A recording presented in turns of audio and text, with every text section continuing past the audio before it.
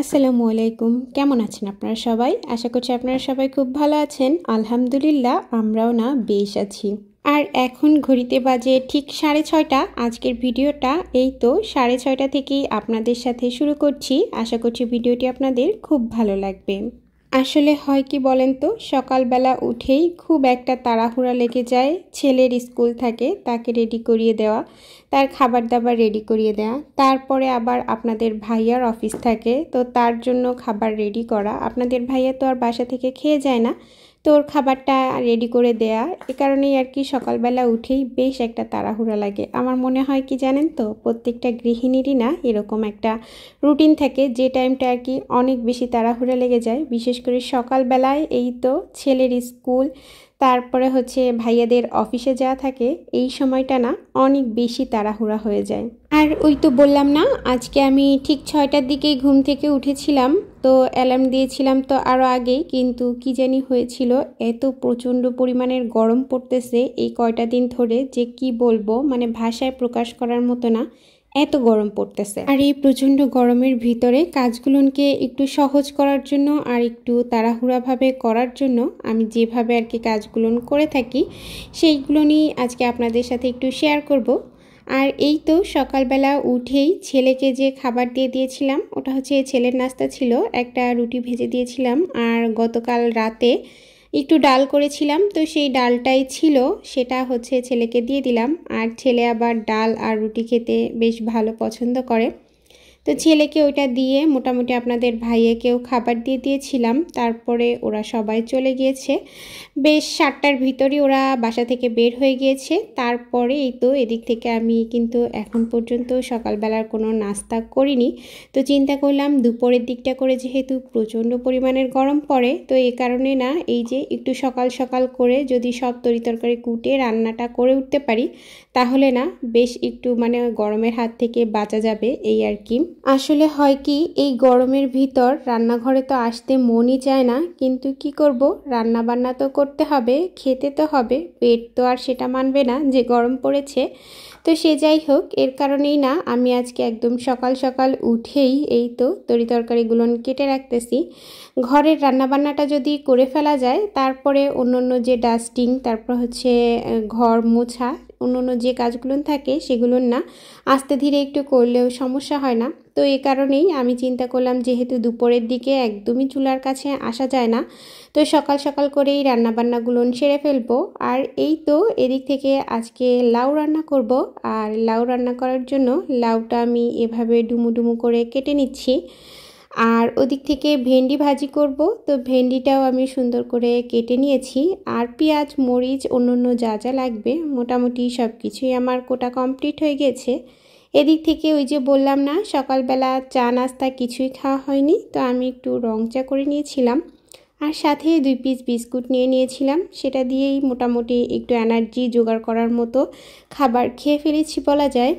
আমার প্রিয় আপু ভাইয়াদেরকে একটা পুরনো কথা মনে করিয়ে দিই। আমার ভিডিওটা আপনারা যারা দেখা শুরু করেছেন বা এ পর্যন্ত দেখেছেন, কিন্তু একটা লাইক দিতে ভুলে গিয়েছেন, আপনারা চাইলেই কিন্তু একটা লাইক দিয়ে দিতে পারেন। আর আমার ভিডিওটা যদি খুব ভালো লেগে থাকে, তাহলে কিন্তু আমার চ্যানেলটার সাথেই থেকে যেতে পারেন খুব বেশি ভালোবেসে। এই দিক থেকে জানেন তো, ভেন্ডি ভাজি আমি খুব বেশি পরিমাণের পছন্দ করি। আর যখন ছোট ছিলাম তখন আর কি মনে পড়ে গেল ছোটবেলার একটা কথা। এই যে যখন ভাত খেতে না চেতাম, আম্মুকে দেখতাম কি ভেন্ডি রান্না করতো বা ভাজি করতো, আর বলতো কি যে তোর একটুও কষ্ট হবে না, শুধু মুখে দেবো আর তুই গিলে ফেলবি। তো সেই কথাগুলো মনে পড়ে গেল।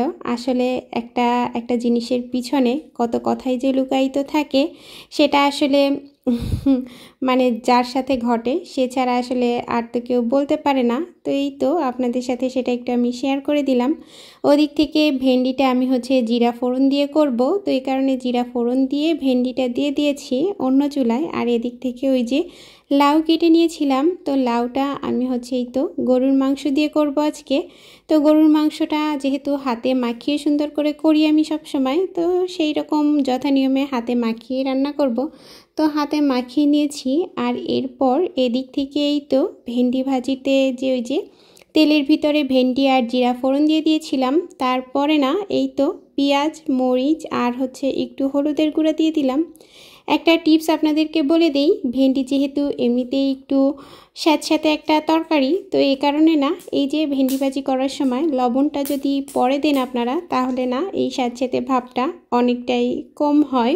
আর যদি প্রথমেই লবণটা দিয়ে দেন তাহলে হয় কি, ওই যে লবণ থেকে তো একটু পানি ছাড়েই, তারপরে ওই যে ভেন্ডিটা ভিজা ভেজা হয়ে যায়। আর আমি সবসময় করি কি, প্রথমে একটু সিদ্ধ করার জন্য ভেন্ডিটাকে ভেজে নিয়ে ঢাকনা দিয়ে তারপরে মোটামুটি ঢাকনা উঠিয়ে একদম নিভু নিভু চুলায় ভাজা ভাজা করে নেই। আর এদিক থেকে এই তো দারচিনি একদমই শেষ হয়ে গিয়েছিল, তো প্যাকেট যেহেতু ছিল সেটা হচ্ছে আমি রিফিল করে নিচ্ছি।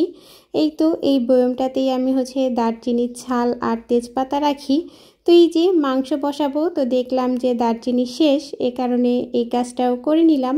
আর তারপরে এই যে হাতে মাখিয়ে যেভাবে করি সেভাবেই সব ময় মশলা দিয়ে দিলাম, আদা রসুন, আর এখন হচ্ছে এই তো পরিমাণ মতো তেলও দিয়ে দিলাম। আর এরপর মোটামুটি ঢাকনা দিয়ে খুব ভালো করে আমি কষিয়ে নেব। মোটামুটি 2 কষান দেওয়ার পরেই যখন মাংসটা সিদ্ধ হয়ে যাবে তখন আমি লাউটা দিয়ে দেব। যেহেতু লাউটা হচ্ছে খুব মানে ওই যে নরম সবজি, তো বেশিক্ষণ তো লাউ দিয়ে করতে হবে না সিদ্ধ, তো এই কারণেই হচ্ছে আগে মাংসটা খুব ভালো করে কষিয়ে নিচ্ছি। আর এরপর জানেন তো, এটা তো আমার প্রত্যেক দিনের রুটিন, এই যে ওদিকে 2 চুলায় 2টা তরকারি বসিয়ে দিয়েছি, আর এদিক থেকে সেই সাথে সাথেই আমি হচ্ছে এই যে কাউন্টার টপগুলো, তারপরে এই যে সব কিছুই সুন্দর করে একটু হালকা হাতে মুছে নিচ্ছি। এতে করে একদিনে আর কি খুব বেশি চাপ হয় না কাজের। আর যেহেতু প্রচণ্ড পরিমাণের গরম, আর পরবর্তীতে আমি আর এগুলো ক্লিন করতে আসবো না, এ কারণে 2 চুলায় 2টা রান্না বসিয়ে দিয়ে এদিক থেকে আমি এই কাজগুলো করে নিচ্ছি। এই তো এগুলো মোটামুটি মোছামুছি হয়ে গেলেই তারপর আমি হচ্ছে চুলা থেকে রান্নাটাও আর কি নামিয়ে নেব।